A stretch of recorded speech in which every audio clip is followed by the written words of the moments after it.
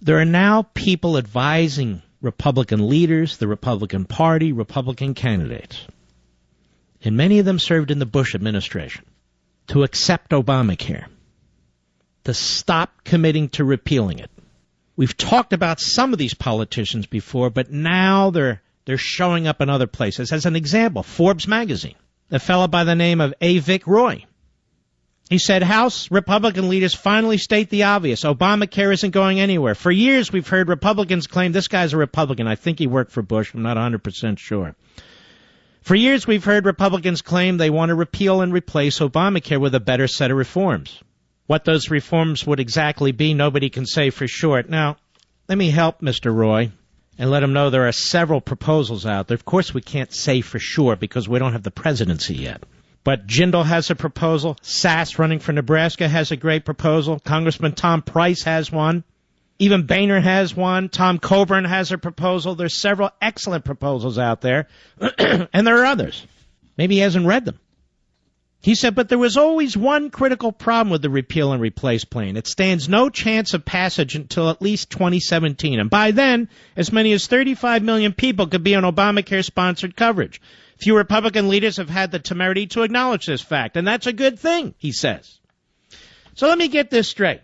The Democrats and Obama, they plow ahead, destroy our private health insurance programs, and by the time this is done, that's exactly what they'll do. They've already upset tens of millions of people. By the time 2017 rolls around, as this gentleman's talking about, it'll be well after the midterm elections, obviously, and tens of millions of more Americans will lose their policies or see their deductibles go through the roof and the costs go through the roof if they're lucky to keep their policies. So Obama and the Democrats, they didn't give a damn how many people were affected. And they plugged ahead. And by hook or by crook, when they had a supermajority, they rammed it through without the American people reading it. By hook or by crook, they rammed it through the court. And now, by hook or by crook, we have waivers, we have delays, we have an impeached president that changes everything. And this guy, speaking for a lot of these Republicans, says, hey, look, look, we don't want to upset 35 million people. They upset 315 million people. We don't want to 35 million people. I mean, even that number's absurd. It's not that these 35 million people are on Obamacare happily. Many of them have no choice. They've lost their health care, and it's the only option they have now. But they surrender way in advance. It took the Democrats 100 years to get here. They didn't care how many tens of millions of people were adversely affected. These guys surrender in 3 years when we're talking about, what, 12, 14% of the American population at the most. And, hey, look, the Republicans are recognizing reality. But it's even worse than that. Forget about the numbers. Forget about that game. What have I said about Obamacare? Obamacare was and is a revolution of the left. Obamacare is destructive of our constitutional system. As Lamarck wrote in its brief to the court, and as Justice Anthony Kennedy actually repeated, Obamacare changes the relationship between the individual and his and her government. It's even about more than health care. That would be enough. It destroys our constitutional system. It empowers the president to do what he's doing today. It's going to break the back of this nation financially. What do you mean you're going to give up on fighting this? Because, ladies and gentlemen, these are the same people who've given up on fighting some of the worst aspects of the New Deal, who've given up on defending the Constitution.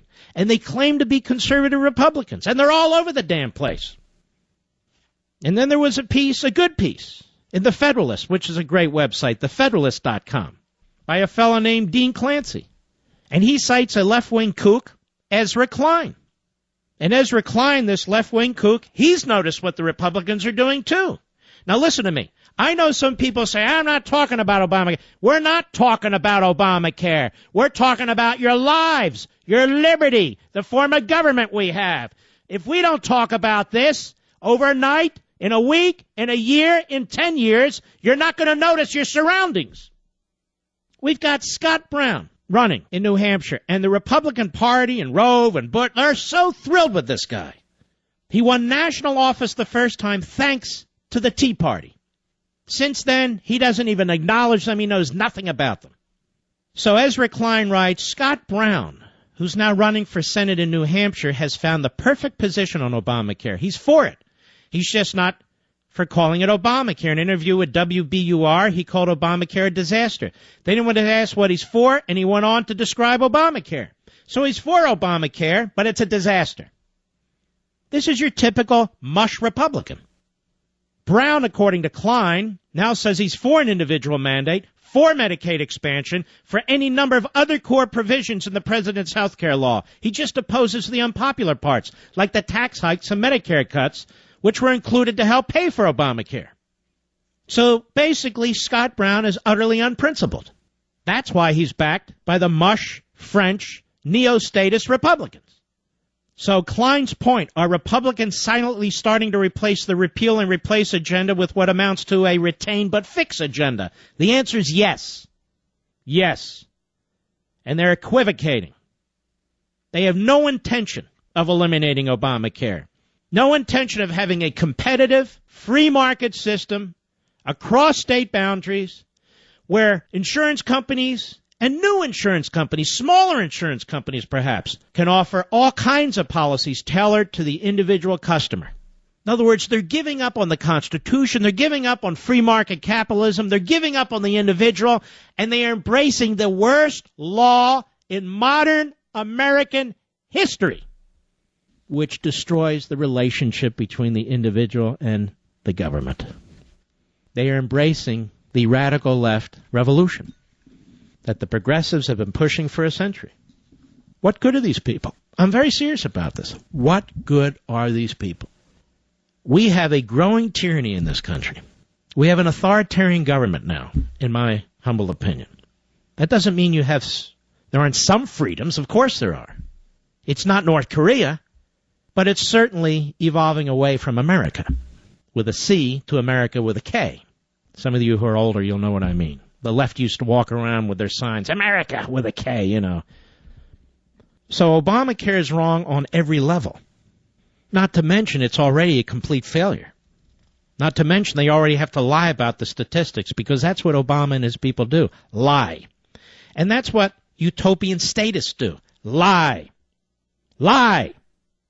And on top of all of the rest of it, Obamacare is the biggest welfare program ever put in place in the United States. That's why many of you are seeing your deductions going way up. The cost of your policies, if you're even able to keep them, I haven't been able to, going way up. Somebody has to pay for the subsidies that they're trying to push out there to other people. And they're doing it by draining your health care policies and giving them to somebody else. That's what they're doing. Meanwhile, as the Washington Examiner reports, Philip Klein, healthcare spending, this is a report today, spikes at fastest rate since 1980 in the first quarter of Obamacare, 9.9%. So people are losing their healthcare. All kinds of angst and anxiety has been created, and healthcare costs are going through the roof. The fastest rate in any quarter since 1980. By my calculation, that's 34 years. And it's only going to get worse. And you know what they'll do when that happens, if it continues? That's when you'll see price controls. That's when you'll see longer and longer lines for procedures. That's when you'll see the system begins to feed on itself. It's an amazing thing. The bigger government gets, not just our government, the more money it extracts from the people, the more it steals from enterprise, the more incompetent it gets, and the less it's able to do in a capable manner. You might think that's counterintuitive, but it's not. It's not.